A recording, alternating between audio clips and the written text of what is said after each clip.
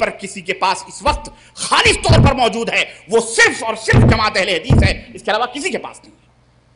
اس بنیاد پر میں یہ بات کہہ رہا ہوں، اس لیے اہل حدیثوں کو چاہیے کہ آپس میں اتحاد اور اتفاق کے ساتھ آپس میں دال میں نمک کے برابر ہو، لیکن تمہاری ایک ایک عجیب و غریب حرکتیں شیطان پیچھے پڑا ہوا ہے، عقیدہ نہ بگاڑ سکا، عقیدہ نہ بگاڑ سکا، اور عقیدے کے اندر کوئی فطور پیدا نہ کر سکا، اور دیگر چیزوں کے اندر کوئی خرابی پیدا نہ کر سکا، تو اس نے کہا بیٹا ٹھیک ہے عقیدہ صحیح رہے گا تمہارا، بڑے اہل حدیث کرو گے، تمہارے درمیان میں سر پھٹول کرواؤں گا، اور ڈالا اختلاف ڈال رہا ہے، اختلاف ڈالا۔ چند لوگ ہیں حیدرآباد کے اندر، میں تو ہر جگہ یہ کہا کرتا ہوں، سعودی عرب میں بھی، یہ کیمرہ مین ہمارے محمود بھائی بڑے پرانے دوست ہیں، اللہ نے وہاں بھی ان کو یہی جہاں بھی رہتا تھا میرے پیچھے پہنچ جاتے تھے، جدہ تک اس بندے نے مکے تک پیچھا کیا، اور آج حیدرآباد میں بھی یہ کھڑے ہوئے ہیں۔ بہرحال گواہ ہیں ہر جگہ، خاص طور سے حیدرآباد کے والوں کے لیے علم اور مدارس کے تعلق سے میں جو بات بتلانا چاہ رہا ہوں وہ سمجھنے کی ہے۔ میں بڑی شارٹ کٹ میں ایک بات بولوں کہ حیدرآباد کے اہل حدیثوں کو چلو بھر پانی میں ڈوب کر مر جانا،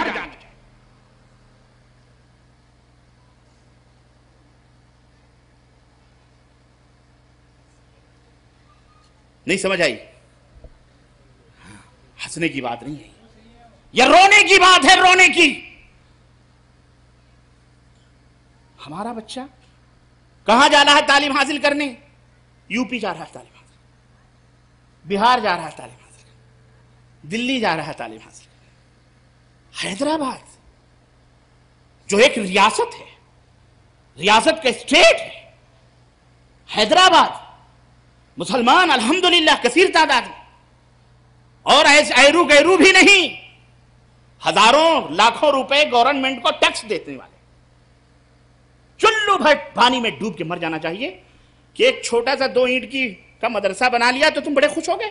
واللہ مجھے غم ہوا ہے یہ دیکھ کر، میں نے کہا یہ اتنے کھنڈر لوگ ہیں حیدرآباد کے لوگ، کھانا ماشاءاللہ کیا پرتکلف ہے، خوشبوئیں گلیوں محلوں سے گزر کر کے وادیوں میں گونج جاتی ہیں، بریانی چاہیے، یہ چاہیے، وہ کپڑا پہننا اوڑھنا سب کچھ ہے تمہارے پاس، اگر نہیں ہے علم کو حاصل کرنے کا مرکز نہیں، اور جس قوم کے پاس علم نہیں ہوتا وہ قوم دنیا سے مٹا دی جاتی ہے وہ قوم۔ ہمارے ایک بات یاد آئی مجھے، دلی ہی کیا واقعہ، میں بھی دلی میں پڑھ رہا تھا، ہمارے ایک استاذ تھے، اتفاق سے حیدرآباد کا لڑکا وہاں پڑھتا تھا، اور اسی مدرسے میں جس مدرسے کے مؤسس اور بانی کی تقریر ظہر یا عصر سے پہلے آپ نے سنی، میں نے وہاں تعلیم حاصل کی۔ وہ بیچارہ پڑھتا تھا، ایک ہمارے استاذ تھے بیچارے، اس کو نماز پڑھ کے آتا اس کو، پھر بھی وہ مار کھاتا تھا۔ تو ایک دن میں نے اسے پوچھا یار تو نماز بھی پڑھتا ہے پھر بھی مولانا تجھے نماز پڑھنے پہ مارتے ہیں، کیا بات ہے؟ بولتا ہے پتہ نہیں اصل میں وجہ کیا تھی، وہ مار اس لیے کھاتا تھا کہ مولانا تھے یو پی کے، وہ آگے دیکھے تو ادھر سے ہے ادھر پکڑا پڑا نماز پڑھی تو کہتے ہو،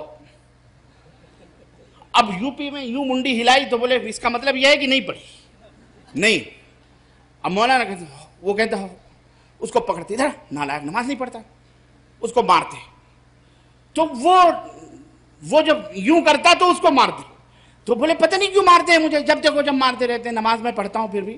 میں بولا ہاں ادھر آ، تیرا علاج یہ مت ایسے منڈی مت ہلا۔ بولے جی مولوی صاحب میں نے نماز پڑھ لی، ایسا بولتا کیوں نہیں؟ بولا ہاں، میں بولا ایسا بول، تو ایسا منڈی ہلاتا تو وہ یو پی کے وہ سمجھتے ہیں کہ اس نے نہیں پڑھی، یو پی میں ایسا منڈی ہلانے کو سمجھتے ہیں کہ نہیں کیا اس نے یہ کام، اس لیے تو مار کھاتا ہے۔ یہ سچا واقعہ میں بتا رہا ہوں، اللہ کی قسم میرے ساتھ ہوا ہے۔ چنانچہ اس کے بعد وہ پھر بیچارہ مار نہیں کھایا۔ عرض کرنے کا مطلب یہ ہے کہ ہماری ثقافت، ہماری تہذیب، ہمارے بچے، آپ تو اچھے منغن غذائیں کھائیں سب کچھ، اور حیدرآباد کی سرزمین پر ایک یونیورسٹی نہ قائم کر سکے، آپ ایک جامعہ نہ بنا سکے، اور یہ 1.5 اینٹ کا مدرسہ، اس میں بھی جوتیوں میں دال بانٹ رہے ہو۔ شرم کرو، اللہ کی قسم شرم کرو، ڈوب مرو چلو بھر پانی میں۔ اور میں ایک میسج دوں گا آپ کو اور یہ درخواست کروں گا، کسی کا بڑا بھائی، کسی کا چھوٹا، کسی کا بیٹا، اللہ کے لیے یہ عہد کرو انشاءاللہ تبارک تعالی۔ یہ ماہد کی بات چھوڑو، ماہد کو آپ آگے بڑھاؤ، کچھ بھی کرو، وہ آپ کی اپنی ذمہ داریاں ہیں، لیکن یہ عہد کرو کہ انشاءاللہ بہت جلد اسی سال انشاءاللہ ایک حیدرآباد اسلامک یونیورسٹی انشاءاللہ اس کی بنیاد جمعیت اہل حدیث کی طرف سے رکھی جائے گی۔ وعدہ کرو انشاءاللہ تعالی، پوری جماعت مل کر کے، جمعیت انشاءاللہ رکھو گے ایک جامعہ، ایسا جامعہ جس میں یہ چھوٹے چھوٹے مدرسے تعاون کریں، معاون ہو، اور بڑا جامعہ جس کے اندر اعلیٰ قسم کی تعلیم ہو، جس کے اندر بہترین تعلیم ہو، ٹیکنالوجی، کمپیوٹر اور دیگر چیزیں، ان طلبہ کو، ان بچوں کو اسلامک تعلیم سے روشناس کرایا جائے، اور قرآن اور سنت اور توحید اور فقہ اور سیرت فضیلت تک مکمل، عالمیت اور پوری مکمل، اور اسے ریکوگنائز کرایا جائے خارجی ممالک سے، اس ادارے کو، جامعہ کو، تاکہ یہاں کے بچے مدینہ یونیورسٹی ہو، مکہ یونیورسٹی ہو، کہیں بھی ہوں، اور الحمدللہ وہاں جا کر کے وہ تعلیم مزید حاصل کر سکیں، مزید علم حاصل کر سکیں، تاکہ جب وہ اپنے وطن ہندوستان لوٹیں تو ہندوستان کی ترقی اور ہندوستان کے لوگوں کی اصلاح ہو سکے، اور ہندوستان کے اندر اس کے جو خواب ہیں اور ہندوستان کی پیاس کو بجھایا جا سکے، اور ہندوستان کے لوگوں کو فیض پہنچایا جا سکے۔ انشاءاللہ تبارک تعالیٰ یہ وعدہ کرو، انشاءاللہ ایک یونیورسٹی بنے گی انشاءاللہ تبارک تعالیٰ، صرف زبان پہ نہیں ہے، میں کام دیکھنا چاہتا ہوں۔ اور علماء کرام کی ذمہ داری یہ ہے کہ جو الحمدللہ جن کے پاس اللہ نے دولتیں عطا فرمائی ہیں، مال عطا فرمایا ہے، ان کو آگے، ان کو سامنے لے کر، ان کو اپنے اعتماد میں لے کر، ان کے پیسوں کو جائز طریقے سے اس طرح سے ایک دینی یونیورسٹی کے قیام میں صرف کیا جائے، اور لوگ اپنے مالوں کو وقف فی سبیل اللہ بھی کریں، تاکہ ان کے لیے صدقہ جاریہ بن سکے، ان کے لیے، ان کے ماں باپ کے لیے، اور آگے مرنے کے بعد بھی وہ ثواب ان کو پہنچتا رہے۔ انشاءاللہ تعالی میری درخواست ہے آپ حضرات سے، اور میں انشاءاللہ یہ میسج آج سے 5-6 سال پہلے سے ہی، جہاں بھی مجھے حیدرآباد کے، سعودی عرب میں بہت سارے ہمارے اخوان حیدرآباد کے موجود ہیں، ریاض ہو، جدہ ہو، جہاں بھی میں ان سے کہتا ہوں، وہ یہ کہتے ہیں کون ہے جو آگے بڑھے، ہم مدد کرنے کے لیے تیار ہیں۔ انہوں نے مجھے کتنی دفعہ، شیخ آپ حیدرآباد جاؤ، آپ بناؤ، ہم مدد کرتے ہیں۔ ہم نے کہا میں نہ وہاں رہتا ہوں، نہ میں وہاں ہوں، میں کیسے؟ لیکن ایسے افراد کی ضرورت ہے۔ آپ حضرات کو چاہیے کہ آپ حضرات تیار ہو اور ایک یونیورسٹی کی بنیاد رکھو، وہ انشاءاللہ سال بھر کے اندر انشاءاللہ ایک بہترین عمارت اور بہترین اساتذہ اور بہترین تعلیم کے ساتھ انشاءاللہ آپ اگر عزم کرو، حوصلہ کرو، انشاءاللہ 1 سال کے اندر وہ تعمیر ہو سکتا ہے، ادارہ، وہ جامعہ انشاءاللہ تبارک تعالیٰ۔ لوگ آتے ہیں ادھر سے چندہ لے کر، ادھر چندہ لے کر، سب چندے لے کر دے کر کے باہر بھیجتے ہو اور اپنا گھر اندھیرا رکھتے ہو، شرم کرو ذرا، نہیں سمجھ آئی؟ ہم کو چندہ دو، ان کو 1 لاکھ 2 لاکھ 10 لاکھ چندے جانے ہیں، اور ہمارا بیٹا یہیں جو ہے پیاسوں مر رہا ہے، اس کو قطرہ بھی میسر نہ۔ پہلے اپنا گھر دیکھو۔ آندھرا پردیش کے اندر ایسی کوئی یونیورسٹی ہے جو اسلام ضرورت؟ کتنے ہمارے احباب ہیں حیدرآباد کے بھی، آندھرا پردیش، ہم اپنے بچوں کو پڑھانا چاہتے ہیں، بچیوں کو پڑھانا چاہتے ہیں، کہاں بھیج؟ میں نے ایک صاحب سے کہا مجھے موقع دو، حیدرآباد میں کون سا مدرسہ ہے جہاں میں آپ کو کم از کم رہنمائی کر سکوں کہ تم وہاں جا کر کے اپنے بچوں کو پڑھاؤ۔ ان کا معیار بھی رہنے کا، کھانے کا، سہنے کا اصول اور ضابطے ہونے چاہیے۔ یہ نہیں کہ ہر عالم ایک مدرسہ کھول کر کے بیٹھ گیا، بات ختم، چٹائیوں کو پڑھا دیا، اپنا دل کہیں ہے چندہ چندی میں، اور بچوں کو نہ اچھا مدرس مل رہا ہے، نہ اچھا کوئی پڑھانے والا مل رہا ہے۔ نہیں، جھوپڑی ہو کیوں نہ، زمین ہو، جھوپڑی ڈالو، اچھے مدرس، چاہے وہ 10,000 لے، 5,000 لے، بہترین تعلیم کا انتظام ہونا چاہیے، ہر زبان اس کے اندر ہونی چاہیے، اور بہترین قاری، بہترین حافظ اور متق اور بہترین لوگوں کو اس کے اندر لا کر کے، اللہ سے ڈرنے والے لوگوں کو اس کے اندر لا کر کے ذمہ داری دے کر، اور بہترین کھانے، بہترین لباس، بہترین یونیفارم، تمام سب چیزوں کا مکمل جو اس دور کے ضروریات ہیں، وہ پورے ضروریات کے ساتھ ایسا ادارہ بنانا چاہیے۔ اور کوئی مشکل نہیں ہے انشاءاللہ تعالی، کوئی مشکل ہے؟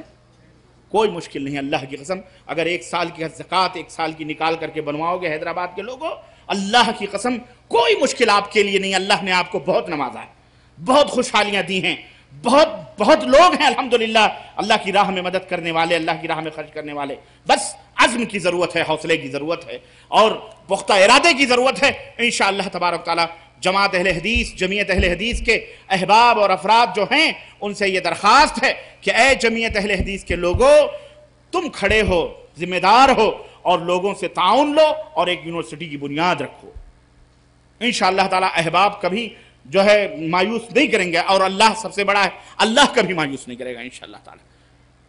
یہ بڑی ضرورت ہے میرے عزیزو۔